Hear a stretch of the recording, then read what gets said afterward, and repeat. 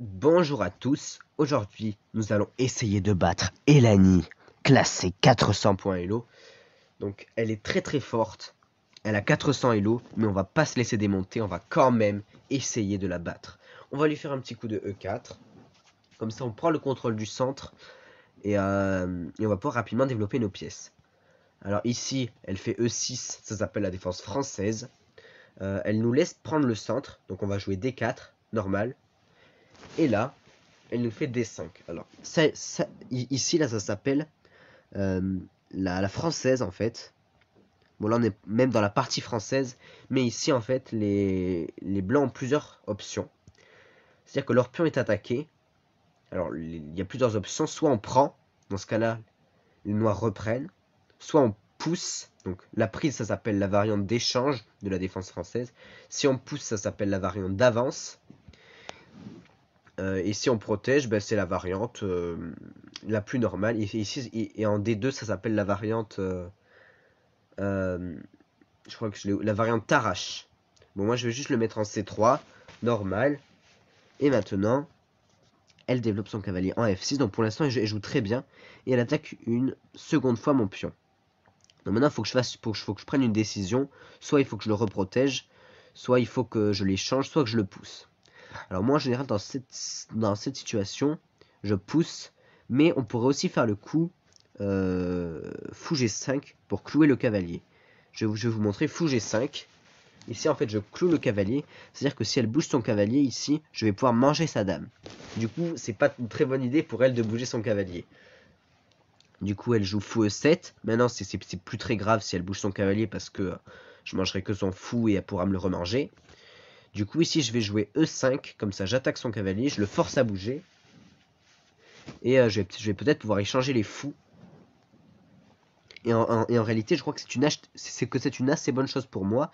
Parce qu'en fait mon fou, ici c'est mon mauvais fou. Et son fou c'est son bon fou. Vous voyez en fait les pions, mes pions, ils sont sur noir.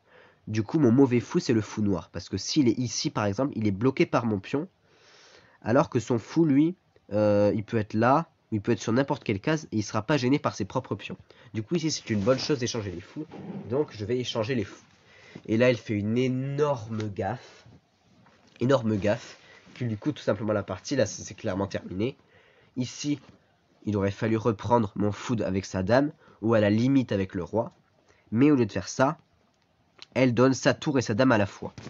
Alors quand vous voyez une tour et une dame, il faut bien sûr prendre la dame parce que la dame vaut 9 points et la tour seulement 5 points. Alors ici elle fait cavalier F6, encore coup très bizarre. Déjà parce que au lieu de reprendre mon fou, elle donne une pièce. Je vais peut-être la prendre du fou, mais là j'ai plutôt envie de la prendre du pion. En fait comme ça, si elle reprend mon fou, je peux prendre ce pion. Et là j'ai même pas besoin de sauver mon fou parce qu'en fait j'attaque sa tour tout en menaçant de faire promotion et de faire une nouvelle dame. Donc là je vais pouvoir faire une nouvelle dame. Du coup, bah, elle reprend, mais c'est pas grave parce que je viens de lui manger sa tour. Hein. Je viens de lui manger sa tour contre un pion. Maintenant, je vais récupérer tranquillement tous les pions avec mon fou. Elle attaque mon cavalier. On pourrait même techniquement ne même pas sauver notre cavalier vu l'avantage qu'on a. Mais bon, je vais quand même le faire. On va le mettre en E2. Et là, très clairement, c'est plus que de la conclusion. Hein. On n'a pas besoin de faire beaucoup de choses pour gagner. Je vais mettre le cavalier en G3. Comme ça, je vais pouvoir développer mes pièces. On va jouer cavalier F3. Bon, là, elle me donne le pion. Je l'avais pas vu au coup d'avant. Ici, elle fait fou à 4. Elle attaque mon pion. Bon, tiens, je vais aller attaquer son fou. Elle replie son fou. Et ici, comme on est à plus 22, on peut faire tous les échanges de pièces possibles. Donc, même lorsqu'on est à plus 5, je vous conseille de faire tous les échanges possibles. C'est-à-dire d'échanger votre fou contre le fou adverse, d'échanger votre tour contre la tour adverse, etc. Donc là, je vais prendre son cavalier. Elle va reprendre mon cavalier, elle ne le reprend pas. Elle vient de me donner une pièce. Là, il aurait fallu reprendre mon fou. Je vais sauver mon fou. Là, elle propose un échange de pièces, donc on va l'accepter. Du coup, elle vient juste de la donner. Là, il fallait bien sûr récupérer. On va sauver notre fou.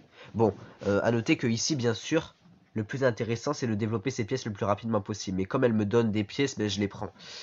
Et ici, bien sûr, ce qu'il faudrait faire, ça serait essayer de faire sortir la dame. Parce qu'en fait, c'est elle qui va finir le boulot, en fait. Hein. Je vous le dis très clairement. On va la mettre ici.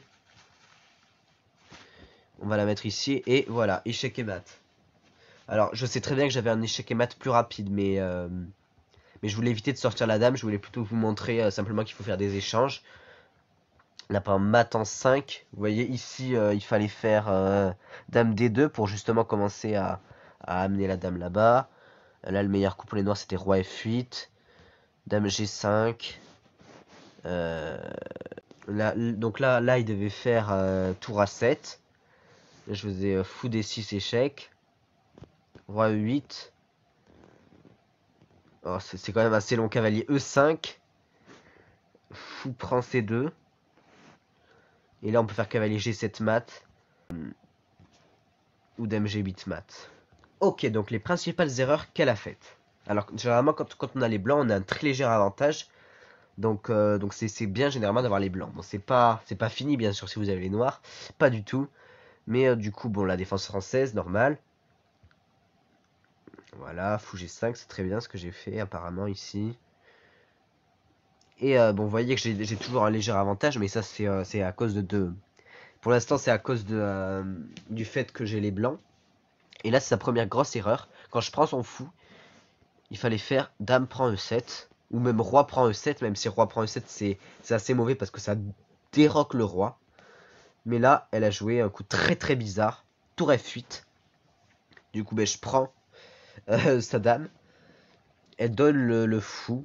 Enfin, elle donne le cavalier, on prend le cavalier. Elle développe son fou. Bon, d'accord, elle se développe. Le problème, c'est qu'elle ne prend pas les pions qu'elle peut prendre. Là, elle pouvait prendre mon pion, elle pouvait prendre mon fou. Du coup, je prends ici. Et je vois qu'il n'a encore rien à voir avec la position. Je prends. Je fais une nouvelle dame. Je fais ça, je prends. Et ensuite, c'est que de la finition. Hein. Ils disent même mat en 6.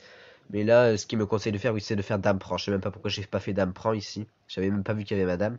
Mais en gros, quand on a un gros avantage, souvent, faut faire jouer la dame. Parce qu'en fait, c'est vraiment elle qui va finir la partie. Par exemple, ça, ils peuvent faire... ils font ça, par exemple, des coups qui n'ont rien à voir. Et en fait, ça va rapidement finir en échec et mat. Mais ouais, du coup, fallait peut-être que je développe un petit peu plus mes pièces. Par exemple, ici, j'aurais certainement dû ne pas prendre comme je l'ai fait. Ici, là. Voilà, là. Non, là. Ici. Voilà, ici, c'était peut-être pas une très bonne idée de prendre. Il suffisait de faire dame D2 pour commencer à aller mettre madame là-bas et lui poser des problèmes pour rapidement le mettre en situation d'échec et mat. Par exemple, comme ceci. Et du coup, oui, bon, j'ai pas fait superbement à la fin. Il aurait mieux valu de sortir vite sa dame.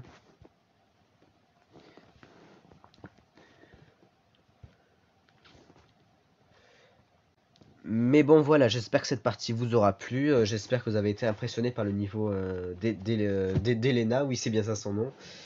Et sinon, moi, je vous dis bah, à la prochaine. Ciao!